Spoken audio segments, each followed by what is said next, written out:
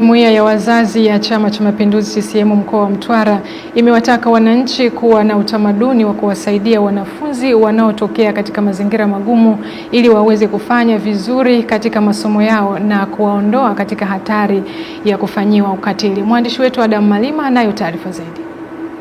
Kwa hiyo hizi daftari waangalie wale watoto ambao hali zao sio nzuri, wapatiwe daftari hizo waweze kuandika. Ni mwenyekiti wa Jumuiya ya wazazi ya Chama cha Mapinduzi CCM mkoa wa Mtwara Julius Kaondo akitoa msaada wa vifaa vya masomo kwa wanafunzi wanaoishi katika mazingira magumu wa shule ya msingi na sekondari Mumbaka wilayani Masasi.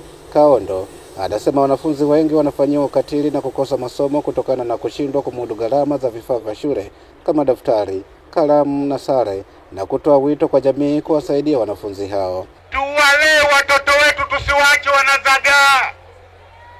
Hali ya dunia sasa hivi imebadilika.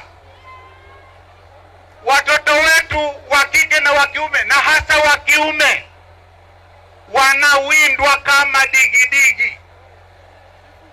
Wanawindwa na watu wabaya ambao wanatuletea utamaduni ambao hatukuzoea. Tuwalinde watoto wetu.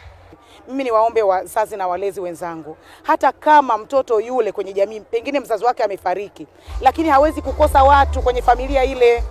Lakini sio familia tu, hata kwenye ile jamii wanaoishi hawezi kukosa watu wa kuwasaidia wale watoto ambao wazazi wao walifariki, kuwapa vifaa vya msingi vya kujifunzia.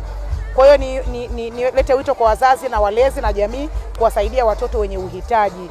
Katika maadhimisho ya wiki ya wazazi kimkoa, Jumuiya ya wazazi mkoa wa Mtwara inaeleza kwamba wakazi wa mkoa wa Mtwara watashiriki kikamilifu uchaguzi mkuu mwaka huu. Sisi watu wa Mtwara tumesema no reform no election, ni ya kwa wao. Hapa uchaguzi utapigwa, wasiweke mpira kwa bali, waje tushindane kwenye box la kula na tutawapiga.